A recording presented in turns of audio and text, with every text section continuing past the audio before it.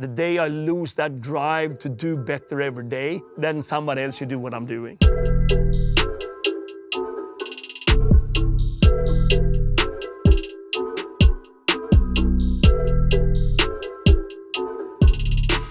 Thank you for coming on, Hans. Thank you. First ever public company CEO. I'm not sure I got the honor, but I'm happy to be here. You've been a lot of places in life.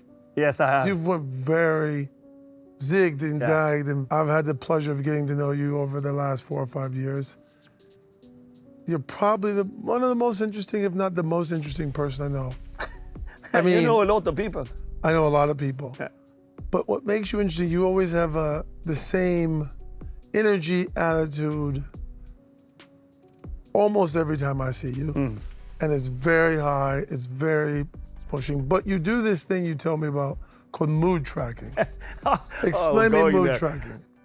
Yeah, so I developed a model for 2009 of leadership. They're three-pronged. Number one, self-leadership. Number two, how you lead people around you. And number three, strategic leadership. And I have different type of tools in every of these three boxes. And that's how we educate all the 16,000 leaders at Verizon right now. So in my own leadership, because if you're going to lead people like I'm doing, hundreds of thousands of people, you need to lead yourself and understand yourself first. And I realized when I became the CEO for the first time, 2009, that I'm only good at one thing. I can lead people, big organization, I empower them, I give them energy.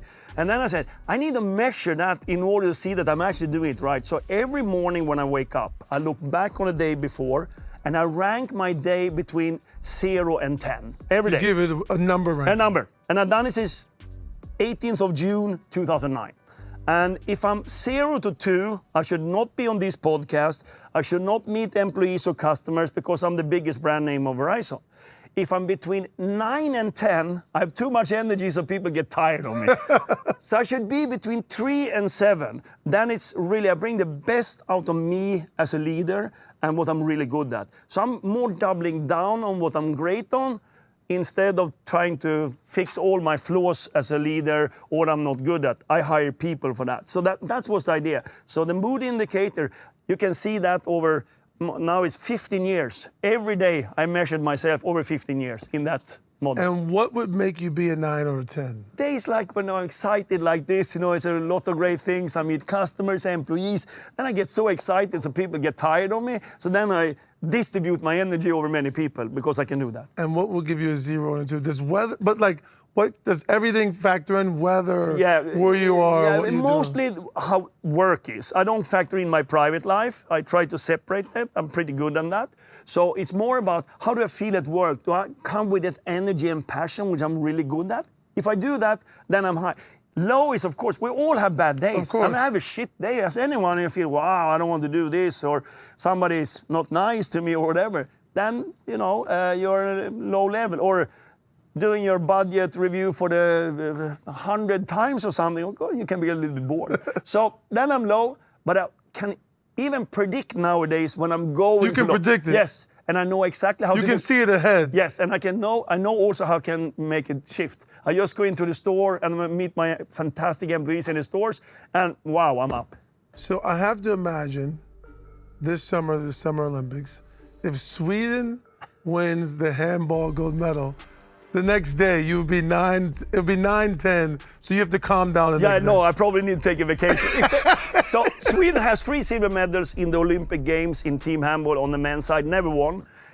We have a great team, that's my sport, so of course I'm excited over that. You grew up playing handball since how old? I started playing team handball when I was 6 years old, and I actually had my father as my coach from I was 6 years old until I was 21 when I went semi-professional. Is that where you learned the competitive spirit, the drive from playing sports and your dad? Yeah, and team handball is a team sport and of course not super known in the US, but basically, I usually say, think water polo, take away the water and it's fast like hell, the same court as basketball.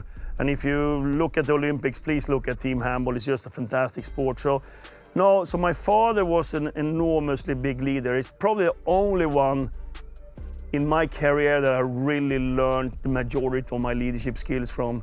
He was much in equality, he was fairness, tough like hell sometimes, but he treated me to be... Is he tough on you always? Oh yeah. He was tougher on me. He should be tougher on me. Yes. And he was. And he basically educated me to be who I am today. I mean, then after that, I met world leaders all around the world, like you, see the best CEOs on the world. I take pieces of them, but it's no one that, look, that's my idol. I want to be them.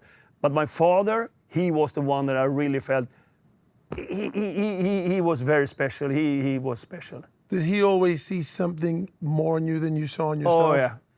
So the story of the family is that my father was a police officer, sort of the leader in the local community, and my grandfather was a police officer there as well, and he was higher ranked. And ultimately, my brother, at 6 years older, also became a police officer. So it's very simple. I came out from the compulsory military service in Sweden. I'm going to apply to the police school, and my dad was very clear with me: you should not do that. Wow. Your temperament, your energy, you will never be a good police officer. You should do something else. Did that disappoint you? Oh my God, I was so disappointed because that was nobody in my family has ever went to college. My parents never finished basically high school. So there was nobody asking me for study at university. That was not in the discussion. So for them it was more, hey, you need to do something else because you're not going to be a good police officer. And he probably saw something in me. I don't know. He unfortunately passed away some 3-4 years ago. But I was very disappointed. I remember when he told me that if you apply, I'm going to decline you. Really? He won't hire you? No, he wouldn't hire me because you need to go through the local precinct and all of that. So he was very clear. Sometimes I thought he was joking, but actually he was very serious. Sports does teach you this thing of kind of dynamic leadership, I call it, meaning you kind of learn every day because it's changing. And as you take that into life, into business, it becomes the same way, day in and day out. You realize the best leaders are learning from every single person they come in contact with. Yes. Were you always like that? Yes. In the beginning, I probably was a little bit of a star when I played in my local team. So then, of course, I was a little bit more focused on myself. But my father took that out of me pretty quickly. Teams are the more... As soon as I was too cocky or something, he just took me off the field, on the court. That would happen immediately. So, but over time, when I was average good, I would say, I learned I was really good to sense the team, the guy next to me. If there was 5 minutes left, there was an even game. The guy to the left of me in the defense, I knew I need to scream at him so he gets really pumped up and do the right thing. And the guy to the left of me, he usually needed, hey, don't stress him out right now because then he's going to freak out the last 5 minutes.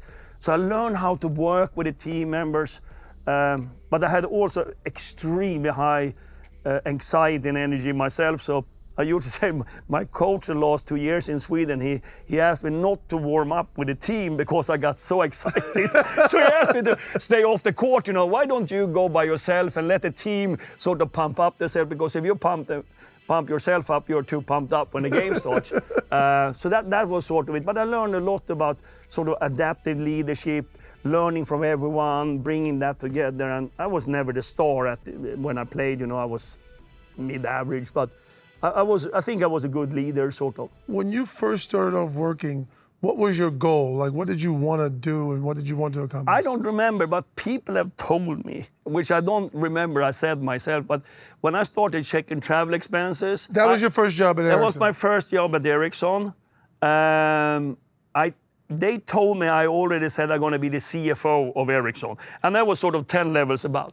I don't remember it, but I always have goals for myself. And I probably had that goal, and that was probably totally not achievable. But I just decided I wanted to do it. And then I took every job they posted for me. Go to China, go to Chile, go to Argentina, go to Brazil, go to Mexico. They moved me around every second year. I never said no. And did you think you would stay at Ericsson your whole life? For a while, I thought that. I made 28 years at Ericsson. You were there 28 years? 28 years. So you thought you'd stay there your whole life? And how many different countries did you work in? Oh, I lived in China first, then Argentina, then Chile, then Brazil, then back to Sweden, then back to Brazil, then to the US, then to Mexico, then to Sweden, and then back to the US again, where I'm now right now. That's really fucking incredible because Especially as I have the same family. yes, exactly. If you're an American living in America and you get a new job, it's hard. But learning a new job and doing a new job in a new country, how do you adapt and figure that out? Because you're doing it on the fly. I do it. I have a model for everything. So I have a process because I probably have changed job, I don't know, 20 times in my life. But I have a process how I, first of all, set myself up for doing a boss contract. I can tell you about that later on. And then after the boss contract, I basically do a work with all the organization to align them to what I want to do, or I change my mind. So the boss contract is basically that every job I take, I write down what I want to do. It could be very short. When I got the job at Verizon, I wrote a white paper to the board and said, if you're going to hire me, this is what I'm going to do. I don't want any misconception what type of people I'm going to hire, what business I'm going to sell.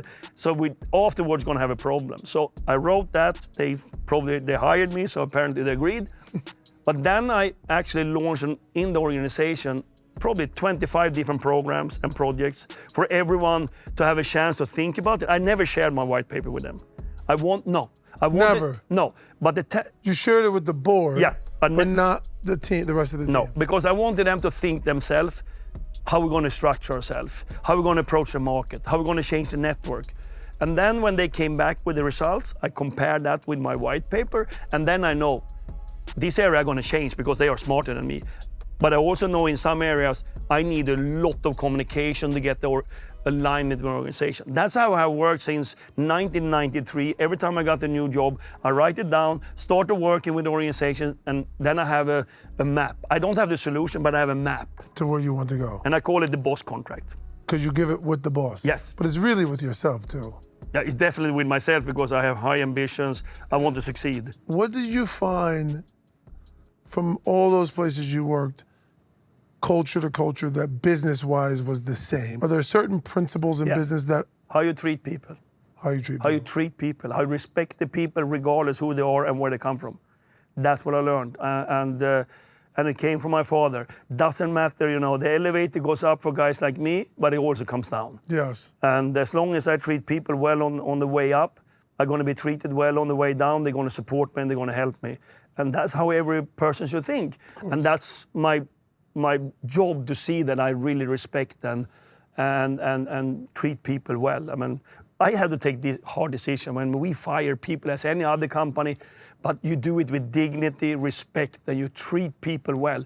That's so important for me. And when I talk to my team about things like that, that's really get me emotional. Yes. Because times are shifting, business are bad or good. You need to take, because you're ultimately responsible for shareholders and all of that, but you're equally responsible for your employees and the society you're into, and of course for your customers. Don't ever think about treating your employees bad and you think that's going to be good for your shareholders. That's just a short-term great idea. When you work at a big company, massive company like you do, I've talked to a friend who worked at a massive company, and he was being considered to be the CEO of the company.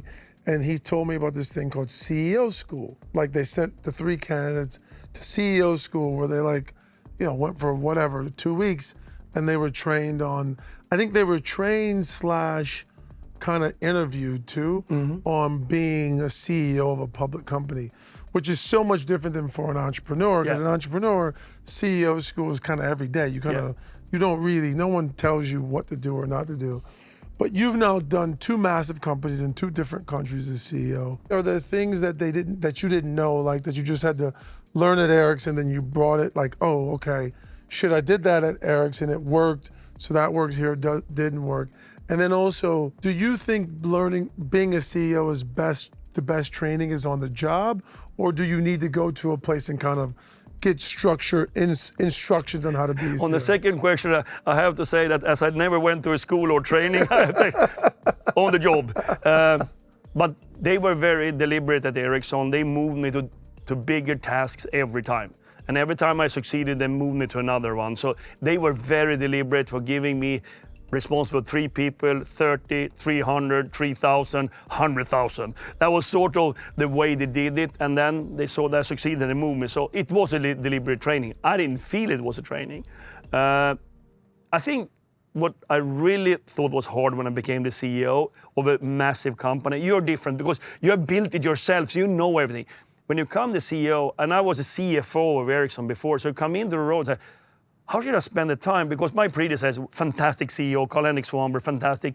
I didn't know what he was doing. I saw him 5% of his time. So how he spend his time? How do you spend the time is hard. So then I go to my chief of staff and say, hey, can you find a Harvard Business School what a CEO should spend the time on? Of course, there's no literature. No. So I decided in 2009, 6 buckets that I spend all my time on. 3 internal and 3 external, which are things that only I can do. Sort of the governance of the company, the strategy of the company, the talent management of the company. That's the 3 internal. The internal talent management. Yeah, internal management. So your team. I'm the only one that can work with overall strategy, see that the talent's right, and decide board meetings and things like that. Externally is to be with customers and shareholders and be on big stages.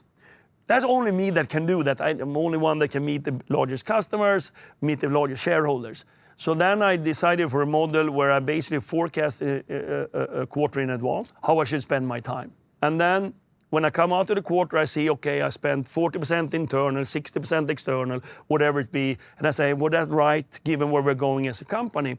And then I share it with all my leaders. Well, they see it. I share my mood indicator with my team every half year when we meet, and I share also how I spend my time. And I tell them, you need to find your models, how you are getting better leader. This is my models. You might need a Word document or you want the social media. I don't know. But if you don't try to be a better leader, because that's a profession for me. I'm a leader, so that's so important for me. So I share it with them every quarter, say, look at how I spent my time, because if you're a great marketeer like you try to be better all the time, learn from others. If you're a leader leading massive organization, I need to be better every quarter, every day, I need to be better as a leader. And then I need tools to know that I'm doing it better as well. That's amazing. And Verizon's a very innovative company who has a big piece of the market, obviously, in mobile phones, but can still grow. And there's kind of, I always tell people, in business, growth only comes from 2 things. It's simple. I don't give a fuck what business you're in. You either have to sell more or sell what you have for more. That's it. How do you balance innovating new business verticals, but also keeping the company growing? Yeah, and then we turn over $135 billion a year. So, 1% for me is 1.4 billion in new revenue. So I need to think bolder when it comes to doing things, but still using the capabilities and competence of the company. So one of the hardest things you have in a company of our size is the capital and resource allocation. Because it's very easy. You sit down, you have the profitable business going extremely well, you allocate all the resource and capital, and then say, I have a great innovation over here. We put 3 guys on it and no money. Let's see how it works. That doesn't work in a large corporation. So you need to be much more disciplined in capital allocation and resource allocation if you're going to succeed and put it behind it. And we have a very elaborate process for capital and resource allocation to see that we actually have enough on it. I mean, like now we did a refresh on the brand. It would be easy to say that, okay, do the refresh, but we know we're going to invest in other things here. You need to put the resources, the people, the communication, and the capital behind it. And that means you need to prioritize because you don't have unlimited resources. And people say, hey, but this is going well here. Yeah, but we're a perpetual company. We need to continuously develop. And the products we came out with right now, with My Plan, My Home, My Access, all of that takes resources from other things. And you need to believe in it, but you also need to have patience with it. The one thing I'm very happy I do not work in or run a public company is you have that thing called the share price that is up there kind of. Yeah. It's a scoreboard every day. All day. It never goes down.